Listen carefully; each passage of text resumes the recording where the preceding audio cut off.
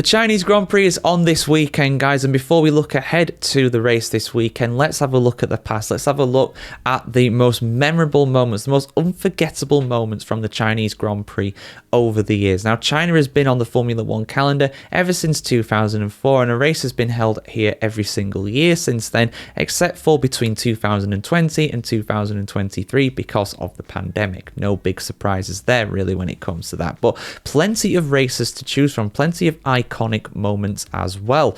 And let's start with 2006, the final Grand Prix win for Michael Schumacher. Now, Formula One's YouTube channel has put up extended highlights of this race, so I would implore that you go and watch that. It was a fantastic Grand Prix. Schumacher at this time was battling for the World Championship with Fernando Alonso. 19 years on, Fernando Alonso is still racing in Formula One, which is just incredible to really think about. But during this race, him and, of course, his Renault teammate Giancarlo Fisichella were the class of the field. It was a kind of wet, damp race. It was going towards dry towards the end of it. And not long into the race, the Renaults had an advantage of around 20 seconds to Michael Schumacher. I think James Allen or Martin Brundle, whoever was said it in the commentary, on the English commentary, did actually say that Michael Schumacher needs a miracle. But a miracle he got. The Regenmeister absolutely lived up to his name. The Rainmaster mastering these incredibly difficult conditions to eventually overhaul that lead and win the Grand Prix ahead of Fernando Alonso. One of his most impressive victories, and of course it gave him a shot of winning an 8th world title. In the end, Schumacher did of course fall short, but it was a very impressive drive too, and very much put the memories of his embarrassing crash with Christian Albers in the previous year's edition before the race got started to bed at that point. Very much put it into the past. Now, Sir Lewis Hamilton, if you actually looked up my video where I go over the most Chinese Grand Prix wins, I think that'll be out after this one on YouTube. I'm pretty sure. So it won't be out yet, but do go look it up when it comes out, of course. But Sir Lewis Hamilton has the most victories out of anybody here in the Formula One era of the Chinese Grand Prix, so with 6 victories to his name. But during his first Chinese Grand Prix in 2007, it seemed as though this was very much going to be a bogey track. Again, another race that was held in wet, dry conditions. Hamilton had the intermediate tyres on. The racetrack was actually drying out at this point, and actually at this point, his tyres were very much running out. Some guys had already switched to the slick tyres, and Hamilton was going to do the same, but his tyres were absolutely shot to pieces at this point. They were actually delaminating, and I really feel for Hamilton in this moment. I mean, he's gone to have a bit of success since then, to be fair, but this very much effectively did end his chances of a world title in 2007. I know, of course, he went to Brazil with a great chance as well, but that mechanical failure was out of his control. This was potentially in his control, and unfortunately, he ended up going off the track into the gravel trap and out of the race while trying to go into the pit lane. Now, we can't talk about Chinese Grand Prix without mentioning 2013 edition as well. The end to this race was absolute chaos. At this time, the Pirelli tyres were incredibly weak when it came to durability. They didn't last long at all during races. They fell to pieces very, very quickly, especially the softest tyres. Now, Fernando Alonso ended up winning this one. It was a very close win against the likes of also Nico Rosberg. I think Lewis Hamilton was up there as well during this one, but we got to talk about the charge through the field of Sebastian Vettel. Absolutely incredible what he managed to do there. He was in the lead, I think, but he did end up pitting 4 tyres right to the end of the race, and people were saying, oh, there's no way he can catch Fernando Alonso, but he almost caught him in the end.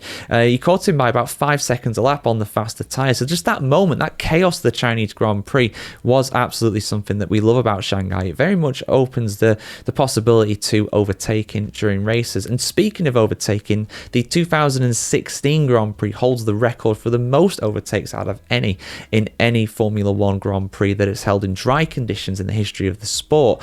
Of course, the moment that I want to highlight more than anything, though, is Daniel Kvyat, who completed his first of 2 torpedo moments against Sebastian Vettel. Incredibly, both of them actually managed to finish on the podium despite this, but the Russian driver and the German was very much they came to blows during the press cool-down room, the podium cool-down room, I should say. Rosberg looking a bit awkward. I don't think he had any idea what was going on at that point. He was just so far ahead of the rest of the field during pretty much the entire race. But Kvyat and Vettel did come to blows during the first few corners of the Chinese Grand Prix, a controversial incident. And of course, Kvyat in the following race at the Russian Grand Prix, his home race, he would crash Vettel out again, and that would end up being demotion. And at the end of the day, that promoted Max Verstappen to the Red Bull seat. And the rest, as they say, is history. But the final moment I'm going to highlight is the 2018 race. Daniel Ricciardo, not Daniel Ricciardo, that's Daniel Kvyat. Daniel Ricciardo, that guy, the Aussie. One of my favourite drivers. I do love Ricciardo, and this was a textbook Ricciardo win. He had a fantastic storm through the field. His overtake on Valtteri Bottas, which I think was for the lead of the race, was absolutely incredible. Some proper honey badger dive bomb moves going down the inside, round the outside. He was fantastic. And at that time, he very much had a chance of challenging for the World Championship. He got a pair of wins towards the start of the season. Ricciardo, Hamilton and Vettel in the very early stages going for that title. Eventually Ricciardo and Red Bull would fade away and it would be Hamilton and Vettel that would battle it out for the championship. But at that moment, a Honey Badger Championship was on the cards, and this talent was really showing well for Ricciardo. Fantastic drive from him.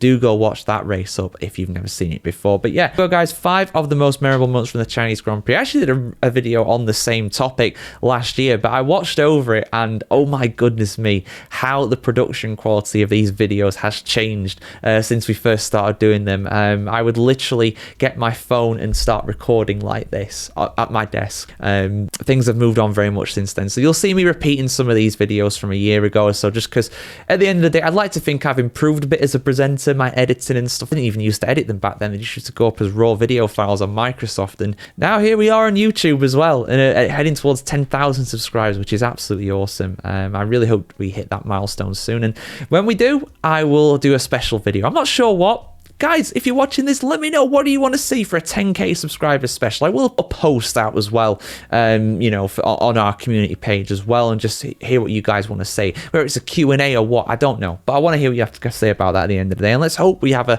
fantastic Chinese Grand Prix this weekend as well. See you soon for some more content just like this, guys. And I will be doing a compilation of all these preview videos as well when they're all produced, and putting out a big, long super cut of those as well, so you can get a one-stop shop, just like you did for Australia, a one-stop shop for the Chinese Grand Prix. So yeah, see you soon, guys. Have a fantastic day ahead, and we'll have a great race this weekend in Shanghai, China.